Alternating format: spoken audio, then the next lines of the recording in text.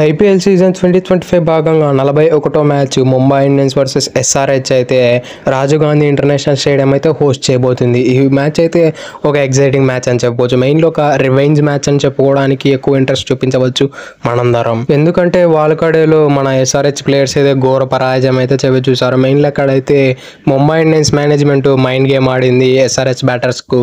ఆ batting track ఉన్న spinning track ఇచ్చేసి మన బ్యాటర్ల అందరినీ బోల్టా కొట్టించి పడేశారు. ఇక మన ఎస్ఆర్హెచ్ మన హోమ్ గ్రౌండ్ లో ఎలా ఎటువంటి పిచ్చెస్ ఇస్తుందో కూడా ఈ వీడియోలో మనం తెలుసుకుందాం. ఇక లేట్ చేయకుండా let's get into the video. Battle number 1 విషయానికి వస్తే Rohit Sharma versus Pat Cummins. ముందుగా వీరిద్దరి మధ్యన స్టాట్స్ చూసుకుంటే ఇప్పటివరకు 33 బాల్లలో పార్టిసిపేట్ చేయగా అందులో 40 రన్లు కొట్టగలిగాడు. స్ట్రైక్ రేట్ చూస్తే 121.2గా ఉంది. యావరేజ్ చూస్తే కేవలం 10గా ఉంది.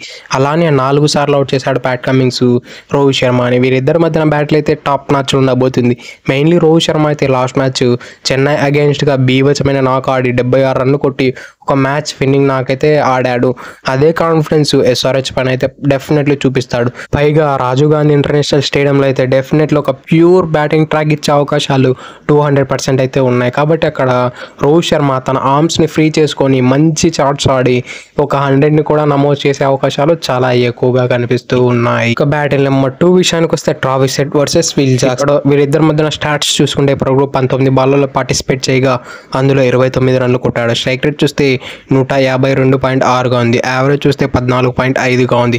అలానే 2 సార్లు అవుట్ చేశాడు విల్ జాక్స్ ట్రావిస్ హెడ్ని.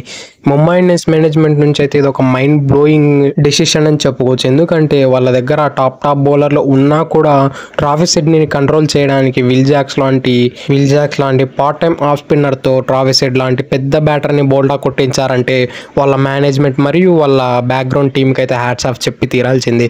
ఎందుకంటే వాళ్ళు ఎన్ని స్టాట్స్ మరియు ఎన్ని వీడియో అనాలిసిస్ చూసి ఉంటే ఇటువంటి పార్ట్ టైం బౌలర్కి ఛాన్స్ ఇచ్చి ఉంటారు. దాన్ని కూడా మన విల్ జాక్స్ ప్రాపర్గా నిలబెట్టి అద్భుతమైన బౌలింగ్ కనపరిచాడు అగెయిన్స్ట్ ఎస్ఆర్హెచ్. మరియు ట్రావిస్ హెడ్ మరియు అభిషేక్ శర్మ, ఇషాన్ కిషన్ ఇటువంటి ముగ్గురు లెఫ్ట్ హ్యాండర్లను భయపెట్టాడు మన విల్ జాక్స్. బ్యాటిల్ నెంబర్ 3 విషయానికి వస్తే Abhishek Sharma versus Trent Boult. వీరిద్దరి మధ్యన స్టాట్స్ చూసుకుంటే ఇప్పటివరకు 29 బాల్లలో పార్టిసిపేట్ చేయగా అందులో 30 రన్లు కొట్టగలిగాడు. స్ట్రైక్ రేట్ చూస్తే 103.4గా ఉంది.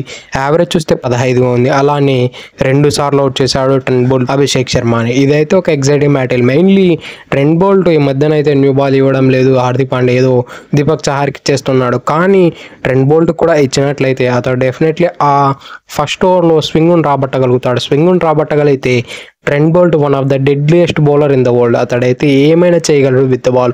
స్వింగ్ కూడా దొరికినట్లయితే ఇతడైతే అభిషేక్ శర్మ ఆ లెఫ్ట్ ఆర్మర్ వేసే ఇన్ స్వింగర్కి అయితే చాలా వరకు స్ట్రగుల్ అవుతూ ఉంటాడు. ఇతన్ని సెటప్ చేసింది అయితే మిచెల్ స్టార్క్ అయితే ఒక 2 అవుట్ స్వింగర్లు వేస్తాడు, ఒకటి స్టంప్ అయిన ఇన్ స్వింగర్ వేస్తాడు. అదైతే క్లీన్ బౌల్డ్ అయిపోయాడు.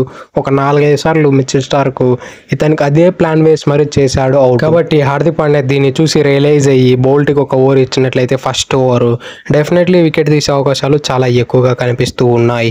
ఇక బ్యాటిల్ నెంబర్ 4 విషయానికి వస్తే Jasprit Bumrah versus Heinrich Klaasen. వీరిద్దరి మధ్యన స్టాట్స్ చూసుకుంటే ఇప్పటివరకు 16 బాల్లలో పార్టిసిపేట్ చేయగా 20 రన్లు కొట్టాడు. స్ట్రైక్ రేట్ చూస్తే 162.5గా ఉంది. యావరేజ్ చూస్తే 26గా ఉంది. అలానే ఒకసారి మాత్రమే అవుట్ అయ్యాడు హెన్రిక్ క్లాసెన్ బుమ్రా బౌలింగ్లో. మెయిన్లీ యావరేజ్ గురించి మాట్లాడుకోవాలి మనం. 26 యావరేజ్ ఉంది. అలానే ఆ స్ట్రైక్ రేట్ అయితే బుమ్రా పైన 162 స్ట్రైక్ రేట్ అయితే చాలా కష్టం మెయింటైన్ చేయడము. ఎవరికైనా తెలిసి భవిష్యత్తులో మెయింటైన్ చేయలేదు. ఈవెన్ అంబటి రాయుడు అయితే మెయింటైన్ చేసేవాడు. బుమ్రా అగైన్స్ట్గా అయితే 180-200 స్ట్రైక్ రేట్ని కూడా మెయింటైన్ చేసేవాడు ఆ రోజుల్లోనే అంబటి రాయుడు. ఆ తర్వాత హెన్రిక్ క్లాసెన్ అనుకుంటా ఇంత హై స్ట్రైక్ రేట్ మెయింటైన్ చేసిన వాడు అగైన్స్ట్ బుమ్రా. ఒక బ్యాటిల్ నెంబర్ 5 విషయానికి వస్తే ఇషాన్ మల్లింగ వర్సెస్ హార్దిక్ పాండ్యా. ఇది మాత్రం ఒక ఎగ్జైటింగ్ బ్యాటిల్ డెప్త్ బౌలింగ్. ఎందుకంటే ఇషాన్ మల్లింగ బౌలింగ్ అయితే అదో డిఫరెంట్గా ఉంది. అతడు వేసే బౌలర్స్ అయితే బౌలింగ్ అయితే బౌన్సర్ వేయగలుగుతాడు. అదే యాక్షన్ అదే ఇంటెన్షన్తో యార్కర్ వేయగలుగుతాడు. అలానే స్లో రన్స్ వేయగలుగుతాడు. ఇతడు వేసే బౌన్సర్లు అయితే లిటిల్ బిట్ ఎక్కువ బౌన్స్ అవుతుంది అందరి బౌలర్ కన్నా. కాబట్టి చాలా వరకు తడబడుతున్నారు. మరియు ఇతడు చాలా స్మార్ట్ బౌలర్.